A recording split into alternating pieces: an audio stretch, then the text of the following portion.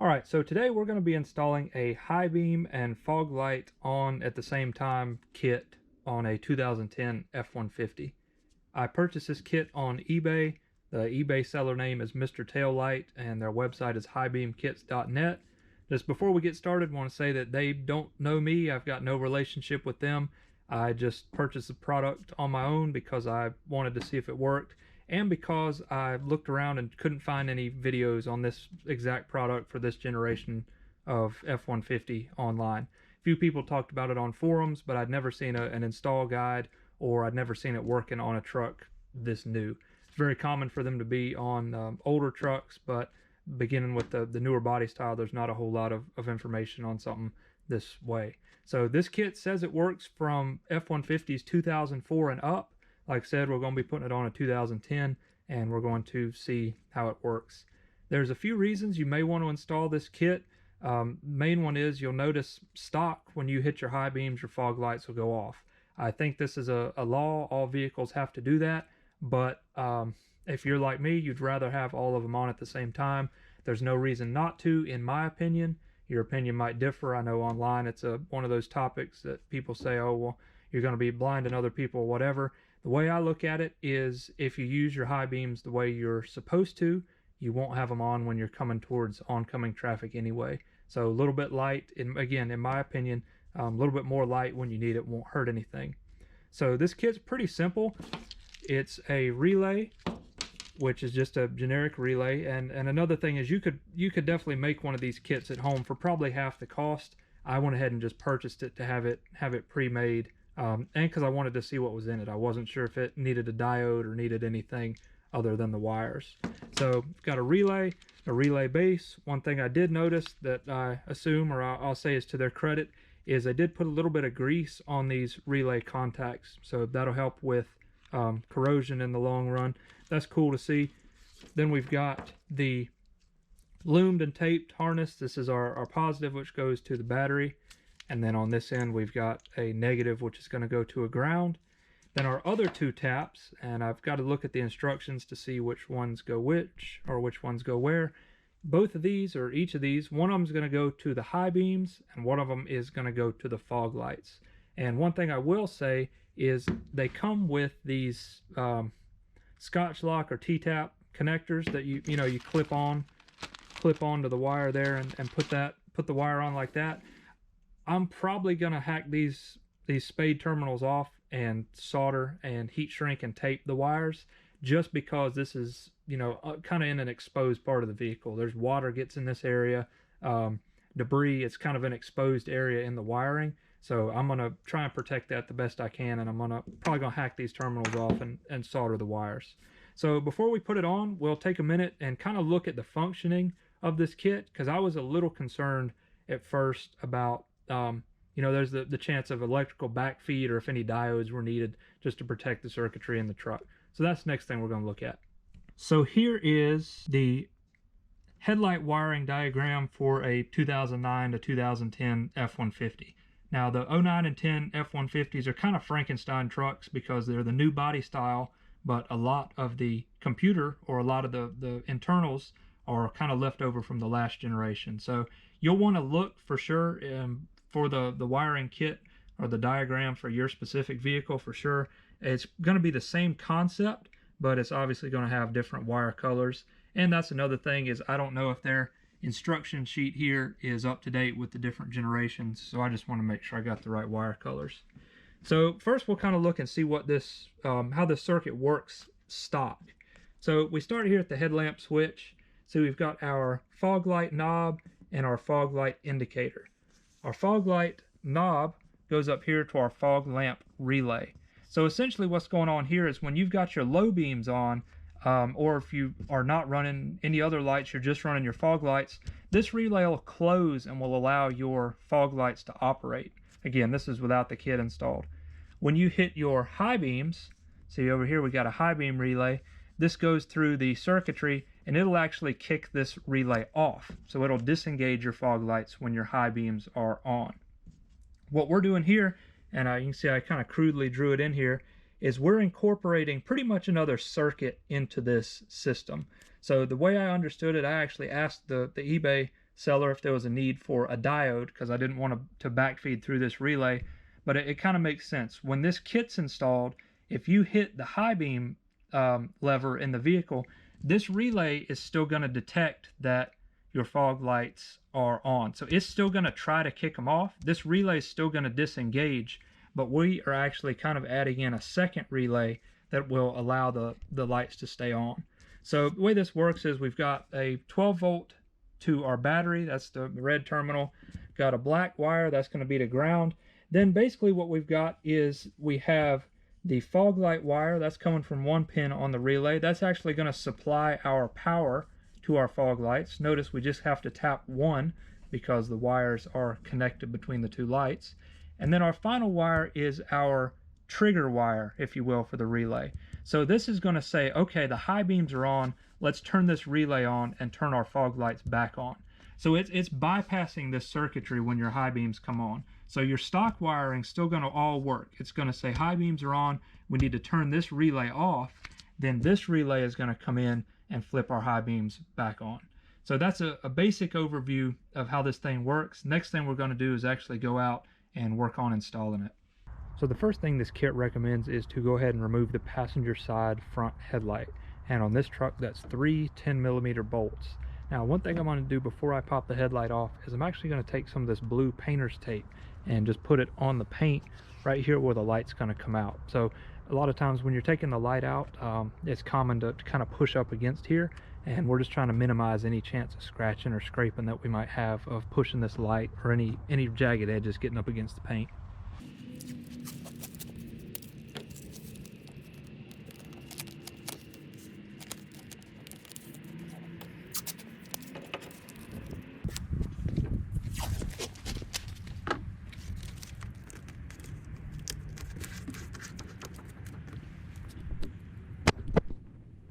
There we go. Now I'm actually going to go ahead and take out these 3 10mm bolts. For that, I'm just going to use an impact driver and an extension.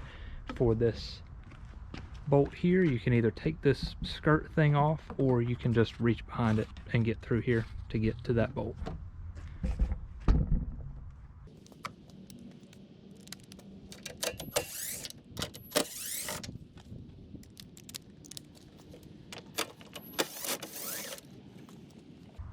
Then we're just going to take the light assembly and work it out towards us here.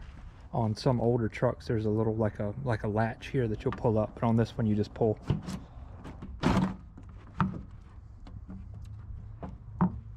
Now we've got the light out, we're going to go ahead and disconnect the wiring.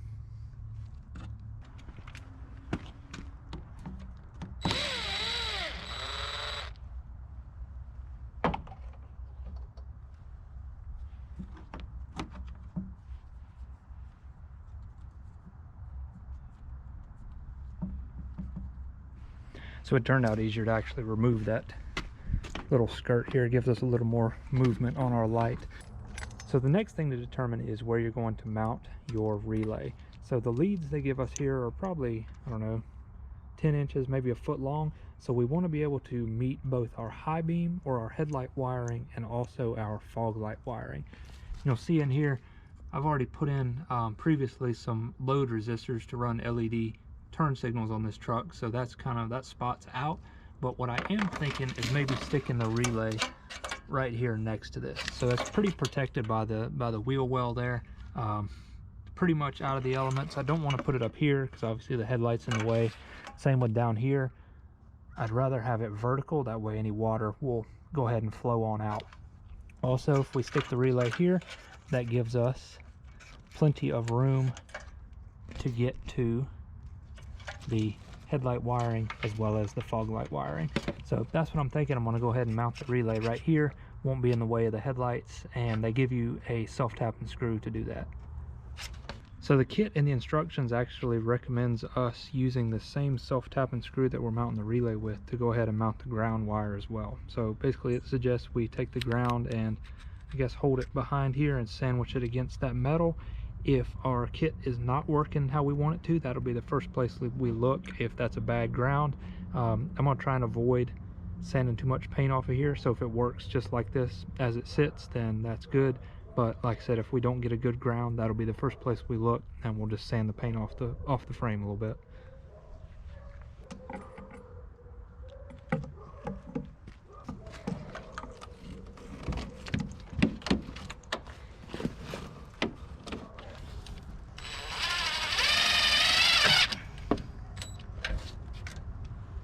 Next thing I'm going to do is go ahead and route our wiring, our positive wiring. We're just going to route that straight up because we're going to run it to our positive post of the battery, which is right here.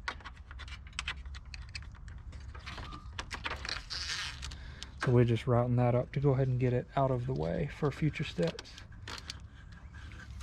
Next up, we actually got to make our 2 connections to the actual lights. So I'm going to grab the instructions and see which one needs to go where.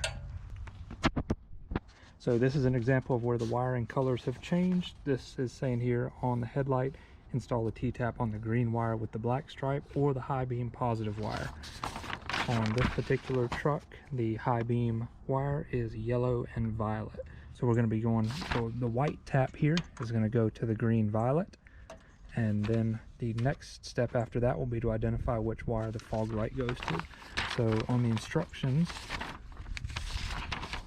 that says that we're going to the tan with orange or the fog light positive. On this vehicle, fog light positive is brown and yellow. So I guess that could be tan and orange, I don't know. So blue to brown with yellow on this particular vehicle. Like I said, they include the T-taps, but I'm going to go ahead and actually bring this tape back a little bit and go ahead and just splice into these wires so I can solder them and tape them up.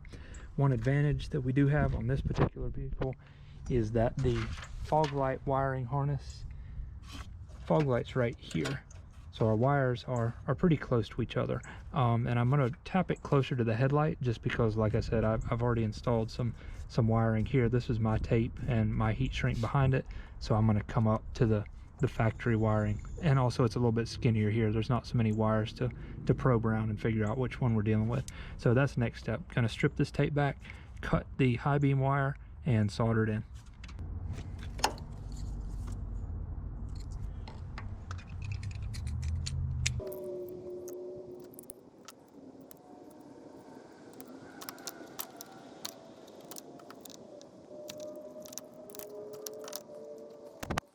So I got a little carried away with my knife here, accidentally sliced the blue wire, so we'll have to repair that one too while we're in here. But now we're going to go ahead and slice our high beam wire and go ahead and get our tap in. So again, on this vehicle we're going to be slicing the yellow and violet wire.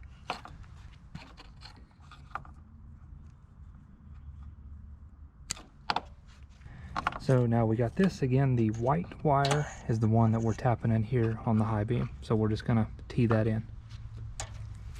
And just as a reminder, the red wire here is still not connected to the battery terminal.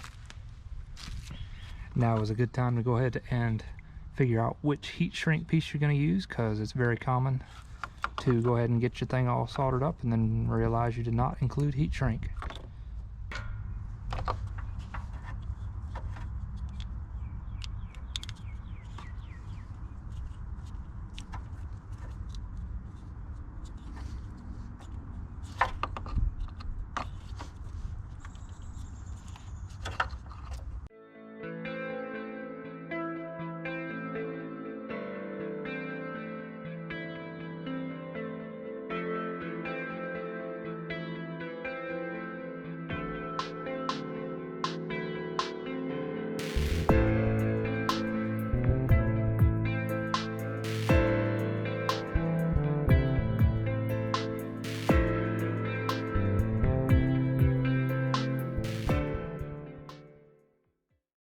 Okay, now our high beam side of the harness has been tapped. Now all we got to do is tap into our fog light.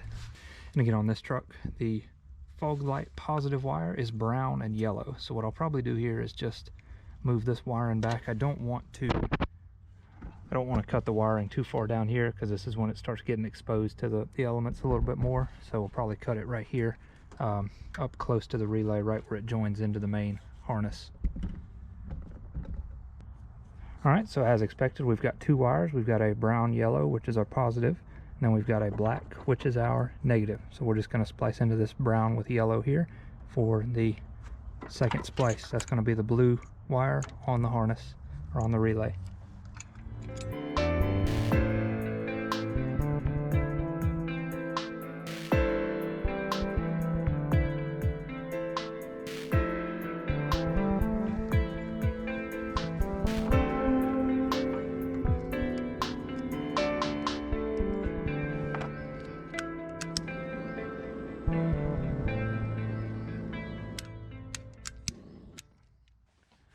Okay, now our connections are all made, so our kit should work in theory. I did have to remove the fog light bulb just to get a little more room to move the wiring to solder it.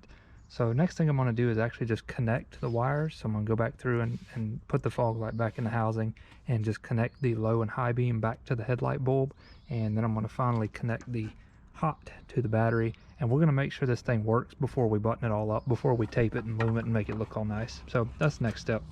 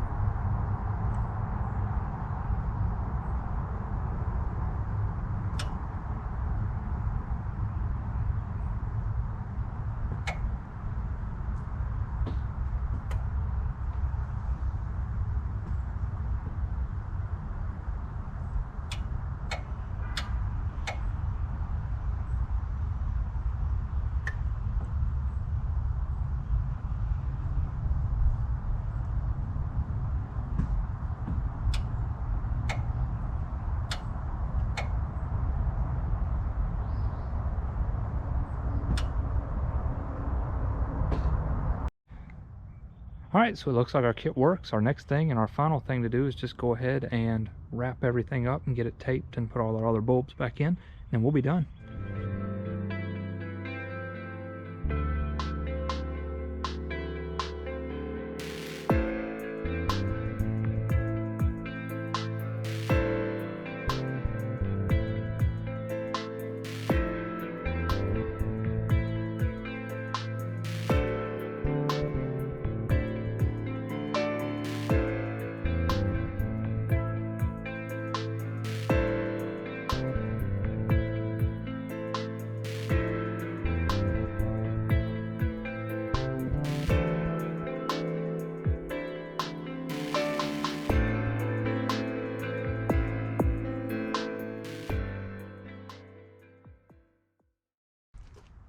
So the kit does come with some zip ties. I think what I'm going to do is just go ahead and zip tie it to these other wires here, especially since it's in the loom, and that'll make our fuse easily accessible as well.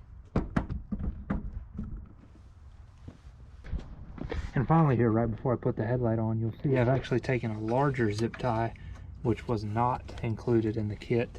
You could take 2 or 3 of the smaller ones that are included, and I'm going to actually cinch the relay base and the relay together here, just to give us one added layer of security, especially if we get any big bumps or anything. We don't want this relay, we don't want the base to separate.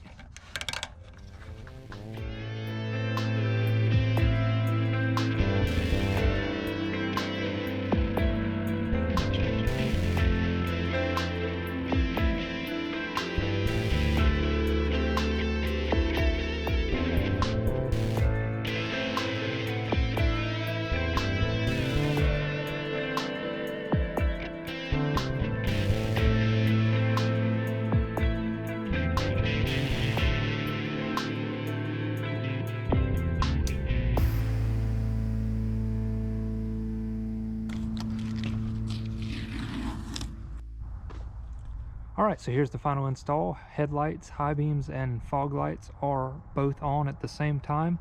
A few things to get out of the way before we conclude. First is that I'm just somebody on the internet, so you should not take my advice as professional advice. This was just for entertainment, just to show you how I installed this. If you're not familiar with this type of install, probably do a little more reading, or maybe watch some more videos, or maybe get a friend to help you, a friend that is confident with this type of stuff. Second thing is, this will probably cause you to fail an inspection if you live in an inspection state. So that's one of the things they look for, is that your high beams and fog lights do not come on at the same time. So the easy way to get around that is to just remove the fuse when you go in for inspection. I kind of figured that if you're doing this type of mod on your vehicle, that you probably got some other things that aren't inspection friendly, but just something to keep in mind. And finally, just be responsible about when you use your high beams. Obviously, you don't want to be coming at people on the road with your high beams on, now especially that you got your fog lights. And just think about common sense when you should be using your high beams. A lot of times you don't want to use them when you're coming in fog or heavy rain or snow, just because that light will reflect right back at you. It won't cut through it as well. So think about that when it's appropriate to use your high beams and your fog lights. You probably just want to do this when you're driving on the road. Like I said, nobody wants to be coming at you when you got all your lights on. That's just annoying.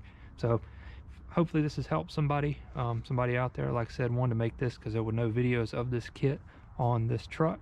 So with videoing and soldering, this took about an hour and a half or so. If you were to not video and not solder, you could probably get it done in 25 or 30 minutes. But hopefully this has helped somebody if you were hesitant or wanting to see how this kit functioned. If you got any comments, leave them down below. I'm sure we'll have some people on both sides of the fence. There's always some people that don't think this is a good idea, a good thing to do.